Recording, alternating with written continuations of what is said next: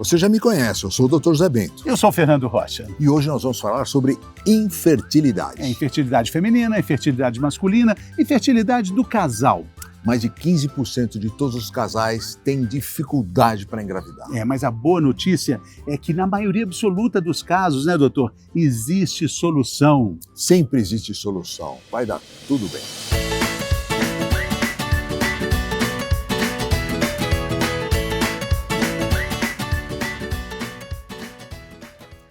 Vamos começar então hoje, né? Assunto que o doutor Zé Bento, quantos anos cuida disso, doutor? Nossa, 40 anos. E olha, se tivesse que ver uma especialidade que mais avançou nos últimos anos, foi essa da infertilidade. Isso. E hoje nós temos uma grande convidada, né? Figurinha carimbada aqui no nosso Tudo Bem. Doutora Gabriela. Obrigada pelo convite de novo. Bem-vinda. Já soubemos que ela fez um parto essa madrugada, tá firme e forte aí, sem dormir, que legal. Mas é um prazer estar aqui, mesmo dormindo Muito pouco. Obrigado. Bacana. Bom, vamos começar então falando sobre infertilidade. O conceito de infertilidade. É impossível, a mulher infértil não vai poder engravidar nunca mais? Como é que é essa história? Não, a gente entende então como infertilidade uma paciente que está tendo dificuldade para engravidar e uma paciente que está há um tempo já sem usar nenhum método preservativo e dependendo da idade a gente estabelece um limite de tempo. Então pacientes até os 35 anos, a gente espera que ela consiga engravidar naturalmente por 1 ano. Se passou dessa faixa de tentativa de 1 ano, a gente já começa a suspeitar de alguma causa de infertilidade. Paciente acima dos 35 anos até os 40 anos, a gente aguarda 6 meses, passou desse período, já a gente também tem que investigar, e acima dos 40 anos a gente já indica a investigação imediata, né? Assim, já começar o acompanhamento imediato. Então, quer dizer, a mulher que está querendo engravidar, ela deve esperar, então, 1 ano, 1 ano e meio, dependendo da idade, para procurar um ginecologista. É isso? Até os 35 anos, 1 ano, para procurar ajuda, né? Esse seria um tempo que a gente esperaria uma gravidez, então a gente teria taxas cumulativas de sucesso de gravidez boas, né?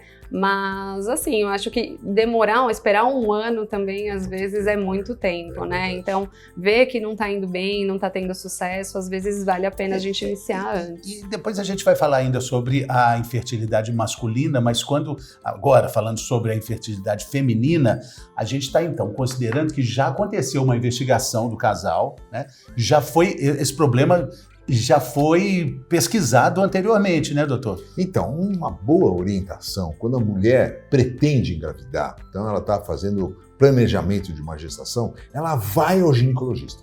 Independente de saber se ela é fértil, se ela não é fértil, ela tem que ir no ginecologista. Porque aí, no ginecologista, ela vai eventualmente descobrir um mioma. Ela vai eventualmente descobrir um hidrossalpinge, que é água dentro das trompas. Ela vai descobrir uma infecção genital que pode ser tratado antes mesmo dela engravidar. Sinais de alerta. Exatamente. Então, quer dizer, 3 meses antes que a mulher deseja fazer um planejamento da sua gestação, ela deve então procurar o seu ginecologista. É aquele conceito de gravidez de 12 meses, quer dizer, a gravidez tem 9 meses, mas 3 meses antes para se preparar. É a mesma coisa que você vai se preparar para uma maratona. Você não põe o tênis e sai correndo por aí, você é um corredor nato. E ele faz todo um preparo durante o ano inteiro, treinamento. Claro. E essa luta da fertilidade é uma luta também do casal, e agora com relação à mulher, é uma luta dela, é uma vitória que ela consegue, né, doutora? Se a gente listar aqui essas causas, por exemplo, a endometriose, a questão tubária, a questão de não ovular com regularidade, como é que a gente pode identificar causas mais frequentes e tratamentos mais pertinentes? Não, perfeito. Quando acho que esse é o ponto mais importante, a infertilidade ela pode ser ela é do casal, então os dois têm que ser investigados, né? E pensando na mulher, então 30% da causa da infertilidade é feminina e muito delas, né, as principais seriam relacionadas às tubas, então um fator tubário muito envolvido aí a endometriose. Outra grande proporção é por causas que a gente fala de anovulatória, então a paciente tem dificuldade de ovular, então uma síndrome do ovário policístico ou outra causa, então a gente guiaria exames específicos para isso.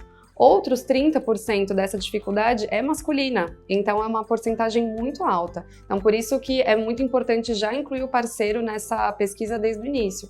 Tem muita paciente que a gente recebe no consultório, né, doutor, que fala, não, primeiro eu vou ver a minha parte, depois eu investigo o parceiro. Não. Só que eu tô falando 30% é muita coisa, é 1/3 das causas. Exato. E os outros 30% é uma infertilidade, tem relação, alteração dos dois, da paciente e do parceiro, né? E 10% é o que a gente chama de infertilidade sem causa aparente, a tal da isca, que é quando a gente investiga todos esses fatores, então, fator uterino, tubário, ovulação, a parte hormonal e parceiro, e não encontra nenhuma causa.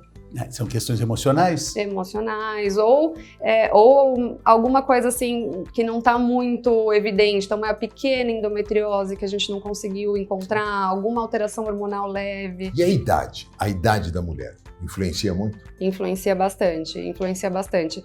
Primeiro, né, no fator principal, e eu falo que é irreversível, né, que é a qualidade e quantidade dos óvulos. Então, quanto mais idade essa paciente tiver, menos óvulos ela terá, e óvulos com menos qualidade também.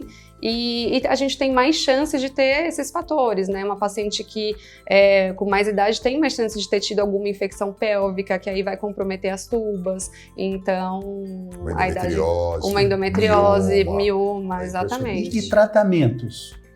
Bom, então a gente vai segmentar, dependendo da causa, em tratamentos de baixa e alta complexidade.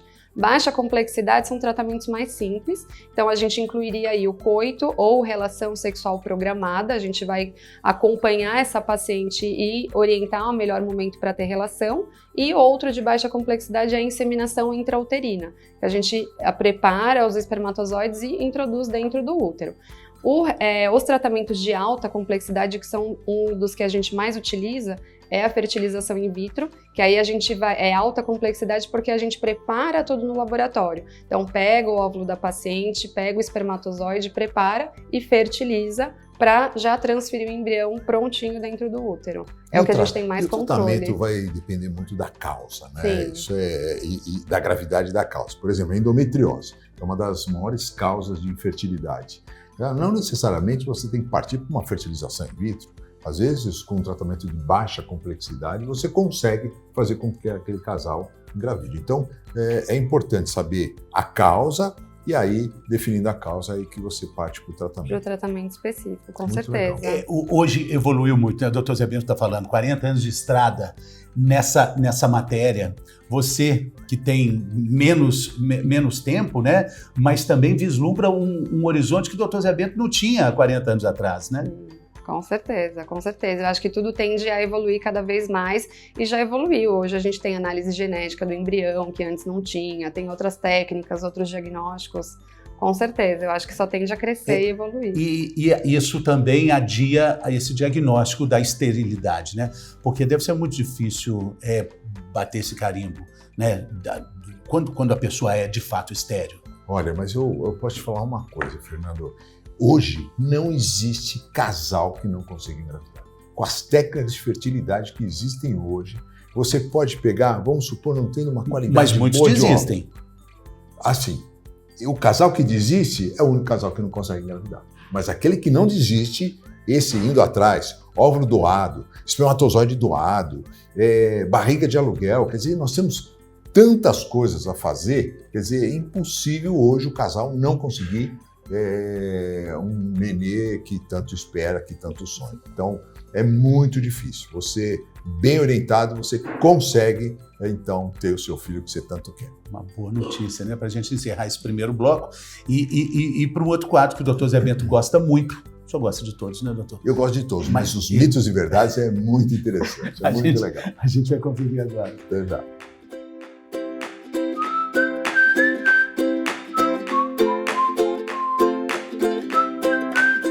Congelar óvulos é garantia de gravidez? Mito. Né? Hoje em dia, as mulheres elas estão tendendo a engravidar mais tarde. Então, essa é só mais uma das alternativas que tem de preservar a fertilidade. Na verdade, isso envolve a idade que foi feito esse congelamento, de preferência antes dos 35 anos, e quando vai ser feita essa transferência, o estado de saúde da paciente, estado emocional da paciente, tá? Então, realmente não é garantia de gravidez, mas é uma alternativa muito importante que nós mulheres temos hoje em dia.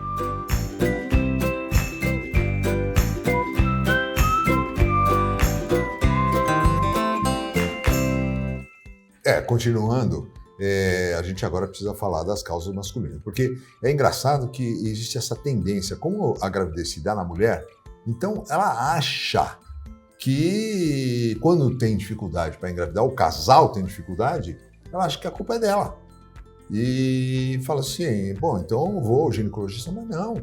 Nós já vimos que a doutora Gabriela falou, 30% das causas são femininas, mas 30% das causas são masculinas e 40% são dos dois. Então nós estamos aqui com o Dr. Guilherme, nosso também, urologista ali da Vivere Santos. Mais uma figurinha carimbada aqui no nosso Tudo Bem, sempre com grandes contribuições nessa área, né, da reprodução humana, da infertilidade. Vamos falar então, né? Vamos lá. Das causas causas masculinas, doutor. A lista é bem extensa de causas para a infertilidade masculina. Diferente da mulher, em que a gente tem uma série de ferramentas para estudar a fertilidade, a gente tem exames que estudam diversas partes do sistema reprodutor da mulher. No homem, a gente não tem tanto essa possibilidade. A gente tem poucos exames, o principal deles, todo mundo conhece, é o espermograma, é o exame que a gente usa como pedra fundamental da avaliação da fertilidade do homem, mas a gente não consegue examinar item a item como a gente faz na mulher. Então, muitas vezes, a gente precisa lançar a mão de alguns truques para conseguir amplificar um pouco essa capacidade de a gente conseguir encontrar diagnósticos. O mais importante é que a gente não pode se prender ao espermograma. Da sua lista, da lista de causas que você tem aí, provavelmente tem algumas que a gente não vai conseguir encontrar simplesmente fazendo espermograma. Dentre as causas que a gente tem exposição profissional a diversos fatores, a calor, a algumas substâncias, a drogas lícitas ou ilícitas, medicamentos, às vezes tratamentos médicos com radioterapia, quimioterapia, e muitas dessas condições, elas não vão aparecer numa análise do sêmen. Então o que a gente precisa fazer é o mais simples de tudo. A gente precisa oferecer para esse homem uma consulta médica. Muitas dessas questões a gente vai encontrar conversando com o paciente. A gente vai conversar, a gente vai examinar e a gente vai encontrar uma série de questões de diagnósticos de fertilidade que às vezes não vão aparecer no espermograma. Não, fantástico. Eu acho que esse recado que a gente precisa dar para todos que estão nos assistindo é que você deve consultar um urologista se vocês tiverem dificuldade para engravidar. Então a mulher vai no ginecologista, mas o parceiro também deve procurar o médico. Por causa disso, não é só o espermograma que vai definir se a causa dessa dificuldade para engravidar. Tem alterações aqui hormonais que são importantes. Não, genéticas. Alterações genéticas, obesidade, tabagismo, alcoolismo. Como eu disse, a lista é imensa. É bem extensa. Isso atrapalha mais ao homem? Olha, eu diria que as questões ligadas a estilo de vida, elas têm um impacto grande no casal como um todo, né? Óbvio que é muito difícil para o médico conseguir dizer se isso tem mais importância para a mulher ou para o homem, mas eu posso dizer com bastante segurança que as questões de estilo de vida, principalmente obesidade, sedentarismo, tabagismo, né, o uso de substâncias exógenas, eu estou colocando o tabaco nesse balaio todo, eles têm um peso muito grande na parte de fertilidade do homem. E como eu falei no começo, muitas dessas questões, elas vão tornar o espermatozoide menos eficiente, elas vão diminuir as taxas de fertilidade do homem, tanto na gravidez em casa, quanto numa gravidez assistida por um tratamento médico, e elas não deixam rastro no espermograma. Às vezes o indivíduo pode ter um espermograma normal, mas ele pode ser um indivíduo que está com sobrepeso, pode ser um indivíduo que está fazendo uso de tabaco, e ele vai ter uma performance reprodutiva inferior. E sem falar a questão emocional, né, doutor? Sem falar a questão emocional, homem, o estresse. Hoje o estresse para o homem, principalmente. Agora, Guilherme, eu vou te fazer uma pergunta. O homem está ficando mais infértil? Esse é um tema que vem sendo discutido em congressos. existe um estudo recente que mostrou que a população mundial, a população global, ela vem apresentando reduções nos parâmetros seminais. Esse é um fenômeno que a gente já vem identificando há algum tempo. É muito difícil a gente conseguir apontar o motivo, mas a gente pode fazer um exercício aqui e tentar supor os motivos. Então a gente tem hoje, né, agora que a gente está em 2023, a gente tem muito mais exposição a poluentes, a partículas em suspensão, do que a gente tinha na década de 50, 60, 70, até 80 mesmo. A gente tem hábitos de vida, na região metropolitana principalmente, que são hábitos que vão fazer com que o indivíduo piore a sua saúde como um todo, né? Eu gosto de pensar na fertilidade do homem como um termômetro de saúde. Qualquer coisa que faça a saúde do homem piorar, ela vai levar à diminuição do potencial fértil dele. Varicocele também entra com destaque nessas questões, doutor? Olha, eu diria que se a gente for dar uma nota para as causas em termos de frequência, a varicocele é a mais frequente de todas. Não vou dizer que é a mais importante, porque eu não gosto de falar em importância, mas ela é a mais frequente de todas. O que é varicocele? Varicoceles são varizes. O homem que tem varicocele, ele não tem uma doença no testículo, ele não tem uma doença reprodutiva. Ele tem uma doença vascular. Assim como uma pessoa que tem varizes na perna tem uma doença vascular. O indivíduo que tem hemorroidas, ele tem uma doença vascular, ele tem varizes intestinais. É isso que são as hemorroidas. O homem que tem varizes testiculares, ele é portador de varicocele. Então, o indivíduo que tem essa condição, ele vai ter um problema circulatório no testículo. O testículo vai se tornar um ambiente um pouco mais tóxico, um pouco menos favorável para a produção de espermatozoides, e esse indivíduo ele vai ter diminuição da quantidade, mas principalmente ele vai ter diminuição do funcionamento do espermatozoide. E isso, juntando tudo, vai levar esse indivíduo a ter dificuldade para ter filhos. Mas não é todo indivíduo que tem varicocele que é infértil. A maioria dos indivíduos com varicocele não vai ter dificuldade, né? Porque no final do dia, no frigir dos ovos, né, o que vai levar o indivíduo a ter dificuldade para ter filhos é um somatório de fatores. Se todo o resto da condição médica dele estiver favorável, ele for um indivíduo com bom funcionamento testicular, às vezes a varicocele não vai levar problema. Para você ter uma ideia, se a gente pegar todos os homens com varicocele, 80, 85% deles não vão ter problema, mas 15% vão. Parece pouco, mas não é tão pouco assim. Ter varicocele não é sinônimo de infertilidade. Se eu pegar os homens com dificuldade para ter filho e procurar varicocele neles, eu vou encontrar varicocele até 40% desses homens. É muito, como eu falei para você, em termos de frequência, é e muito tem alto. alguma maneira de evitar a varicocele? Olha, a varicocele está relacionada principalmente a uma predisposição individual da pessoa.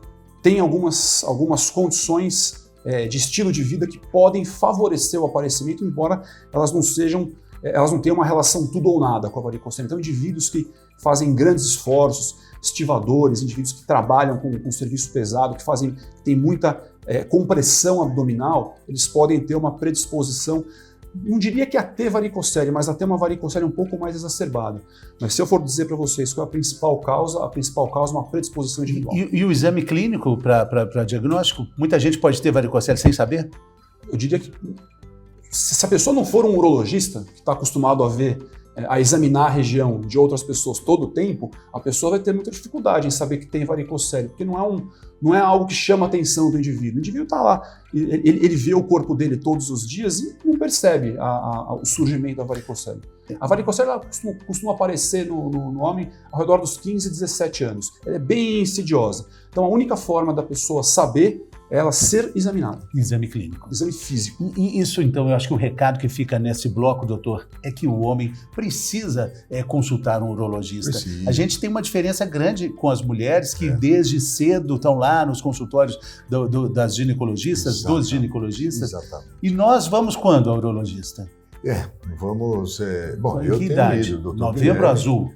O certo, correto, quando levar a menina a primeira vez no ginecologista, a partir da primeira menstruação. E o menino, mais ou menos nessa época também, com 15, 16 anos de idade. E aí ele vai frequentando o urologista, que acaba sendo um amigo, acaba sendo um orientador de várias questões sexuais, de saúde. Esse urologista... E ao longo da vida. Aí E ao quando longo- esse jovem decide ter filhos, Exato. é o urologista que vai orientar Exatamente. também. Maravilha.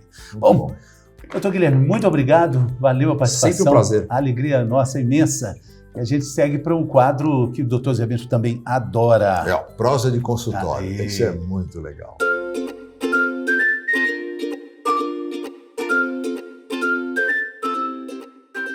Bom, tem a história de um casal que me marcou muito, que eu gosto sempre de lembrar e de falar. Era um casal jovem, então ela tem 31 anos, ele tinha 33, 34 anos na época, juntos há muitos anos, e tentando engravidar há uns 5, 6 anos, que a gente considera um longo período, né, para um casal nessa idade. E depois de muito tempo de tentativa, a gente nem indica esperar tanto tempo, eles vieram buscar ajuda e, pela idade, eles não tinham indicação de um tratamento de alta complexidade como a fertilização in vitro, mas pelo tempo sim. Porém, às vezes de primeira é difícil, né, o casal entender essa indicação e topar já a FIV, né, de uma vez. Então, eles optaram por tratamento de baixa complexidade, que é o coito ou a relação sexual programada, que é um tratamento mais simples. A gente fez algumas tentativas, 2 ou 3, se não me engano, sem sucesso, o que faz esse casal desestabilizar emocionalmente mais ainda, né? Até que depois de um tempo, com algumas conversas, eles aceitaram, entenderam a importância da indicação da fertilização in vitro. A gente passou por todo o processo, a gente conseguiu alguns embriões, se eu não me engano agora 6 ou 7 embriões. Na idade deles não fizeram análise genética, que de fato não é obrigatória, mas todas nós mulheres, depois de um tempo, a gente tem possibilidade de ter alguns óvulos alterados ou ter embriões alterados. Na primeira transferência, muita expectativa, o positivo não veio. Então, não implantou. Outra instabilidade emocional, outra tristeza, você começa a questionar outras coisas. Vamos fazer o preparo para a segunda transferência e finalmente o positivo veio. E o melhor de tudo isso é poder continuar acompanhando esse casal, né? Então eu estou fazendo o pré-natal deles também, a gente está agora juntos no segundo trimestre, previsto aí para nascer no finalzinho de março, abril.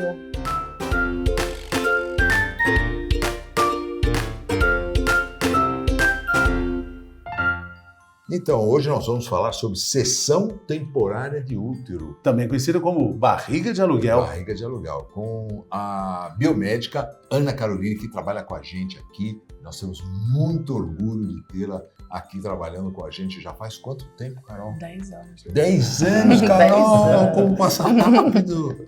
Muito obrigado por você ter vindo, viu? Bom, primeiramente, obrigada novamente em participar do programa. Bom, primeiro eu acho que a gente pode começar falando sobre o termo barriga de aluguel. Uma das primeiras exigências da Anvisa, né, do Conselho Regional de Medicina, é que esse procedimento não tenha nenhum tipo de fim lucrativo ou comercial. Então, por esse motivo, a gente vem tentando substituir esse termo aí, barriga de aluguel, por útero de substituição ou barriga solidária. Tá? Então, é um procedimento que aqui no Brasil é legal, tá? A gente pode fazer esse procedimento aqui. Tem muitas pessoas que acreditam que precisam sair do país para poder fazer esse procedimento, mas não é legalizado, portanto que a gente siga o que já está determinado e estabelecido pelo Conselho. Carol, é muito importante que o casal tenha uma definição médica de que eles já tentaram vários recursos e não conseguiram. Essa é quase um atestado médico, né, doutor? Exatamente. Quer dizer, Essa é um atestado médico, tem né? que ter uma indicação. Aliás, qualquer procedimento a gente Sim, o que precisa ter? Precisa ter uma contraindicação ou algo que impeça essa gestação. Por exemplo, o que uma que a mulher gente que tem coloca? lúpus, uma doença grave. Isso, o que a gente pode colocar como exemplo? Um casal homoafetivo masculino, tá? Então, nesse caso, eles vão precisar de uma barriga solidária. Certo. Uma paciente que, por alguma eventualidade, precisou retirar o útero e aí ela não tem mais o útero, mas ela quer ter um filho ou com os óvulos próprios ou com óvulos de doação. Mas então, ela pode ter uma barriga solidária também. Por exemplo, pode ser? Pode ser, portanto, que o médico laude e mostre e alegue que essa paciente não possa engravidar. Quer Tá? dizer, não pode ser uma coisa estética, né? Não, Quer dizer, não isso pode. que é Tem que ter uma importante, contraindicação para poder fazer sim, esse procedimento. Sim, Tá. Tendo essa contraindicação ou algo que impeça que essa paciente tenha essa gestação, ela pode usar a barriga solidária, tá? E quem vai ser, como é que essa barriga aparece, né? Porque não vai ser dela. Não vai Quem ser que dela. escolhe? Como que funciona? Diferente da doação de óvulo, que o médico faz esse intermédio entre doadora e receptora, quando se trata de uma barriga solidária, o médico não pode intermediar. tá? Então, os pacientes precisam chegar na clínica já com a sua barriga solidária, não é o médico que escolhe, tá? E com o que precisa, né? Quais são as determinações para você poder ser uma barriga solidária, tá? Primeiramente, você precisa ter atingido a maioridade civil, então você tem que ter mais do que 18 anos. Essa paciente que será a barriga solidária, obrigatoriamente ela precisa ter um filho, e esse filho tem que estar vivo, tá? Então ela precisa ter um filho vivo. E eles indicam que ela tenha um parentesco de até 4º grau com os pacientes responsáveis pelo procedimento, tá? Então pode ser uma tia, pode ser um primo, pode ser um irmão, pode ser a mãe, tá? Até o 4º grau. Até o 4º grau, tá? Irmã, mãe, tia. Então, precisa ter um parentesco com os pacientes que serão responsáveis por esse bebê. Isso é obrigatório. É obrigatório. Porém, caso não tenha, vamos colocar um exemplo de um casal homoafetivo masculino e eles têm uma amiga. E essa amiga está disposta a doar esse útero temporário para poder ter essa gestação. O que a gente consegue fazer nesse caso? Pedir uma liberação para o Conselho Regional de Medicina. Se o conselho liberar, a clínica tem autorização de fazer. Costuma liberar? Costuma liberar, eles vão investigar o caso, eles vão avaliar e em alguns casos eles liberam, tá? Mas a clínica não pode fazer o procedimento sem pedir a liberação para o conselho quando não existe uma parentalidade entre a barriga solidária e os pacientes responsáveis pelo bebê. Porque você imagina, isso é um risco muito grande. Você imagina, então você não tem autorização do conselho e por alguma razão essa amiga não quer dar o filho na hora que nasce o nenê. É filho de quem? É filho dela. Nasceu com ela. Então, na maternidade, ela vai receber um papel para registrar o filho no nome dela. Então, se não tiver esse background do CRM, aí realmente... E o medo, o risco também é das relações financeiras de tudo isso, né, doutor? Exatamente. Então, nesse caso, quando a clínica está liberada para poder fazer o procedimento, todos os envolvidos precisam de um laudo médico atestando a saúde física e psicológica desses pacientes, tá? Então, precisa ser todo documentado. A paciente que vai ser a barriga solidária tem termos de consentimento, onde ela assina e se responsabiliza, onde a criança não é responsabilidade dela. A partir do momento que a criança nasce, ela entrega essa criança para os responsáveis. Importante colocar que quem doa temporariamente o útero não está doando o óvulo, tá? Não no mesmo ciclo. Então, a barriga solidária é simplesmente o útero para o crescimento daquele bebê, não está utilizando o material genético dela. Tá? Então, nesse caso, e se essa doação... Tem uma diferença grande aí dos métodos... Né, doutor? De ajudar, a doação de óvulos é uma coisa. E a doação do útero. E a doação do útero é outra coisa. Exatamente. E aí, nesse caso, se essa doadora do útero de substituição por um tempo temporário ali, se ela for casada ou tiver em união estável, ela precisa da autorização do seu cônjuge ou da sua cônjuge para poder fazer o procedimento. E esse bebê vai ter as características da mãe, a suposta mãe de aluguel, a mãe que está cedendo? Olha, hoje em dia a gente fala bastante sobre epigenética, né? Então pode ser que puxe algumas coisas ali da mãe que está cedendo, mas geneticamente é da responsável, se for o óvulo da paciente ou de uma doadora, tá? Como ela ficou um tempo ali, tem uma troca, né? Nesse processo de gestação, mas... Em outros países, essa lei é mais maleável, doutor? Muito mais maleável.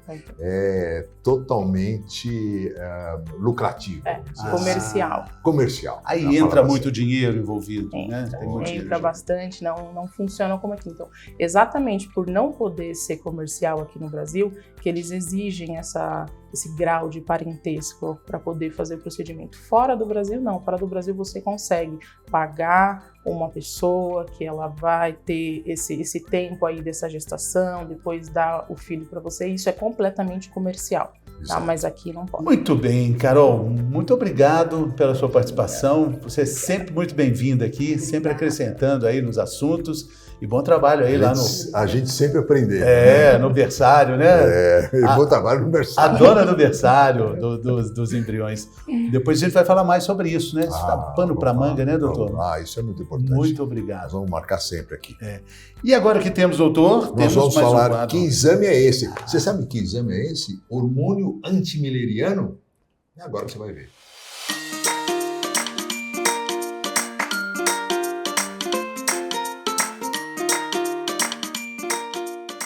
que todo mundo ouviu falar já do hormônio antimileriano. E para que ele é solicitado? Em que momento é solicitado?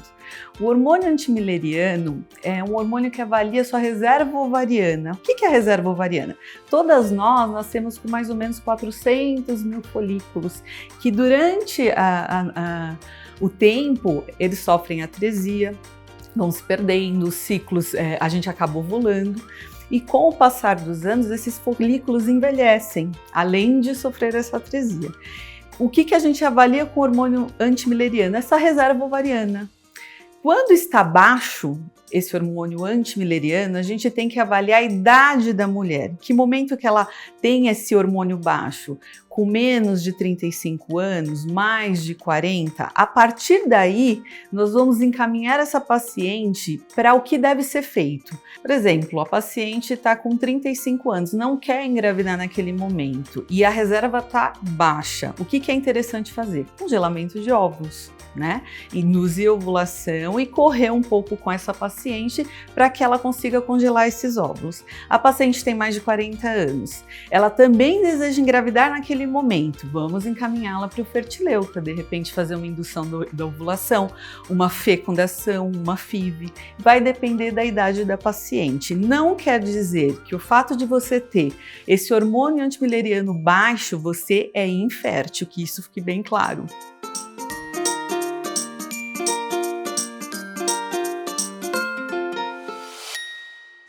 E ficamos por aqui, doutor. Exato, você vê que exame importante é esse, Importantíssimo, né? o senhor já sabia qual era. Legal, já imaginava, velho né? conhecido, né? Ficamos por aqui, mas também voltamos sempre por aqui. Não é, doutor Zé Bento? Nós temos muita informação para você sobre saúde, longevidade. E qualquer coisa você já sabe. Tá tudo bem.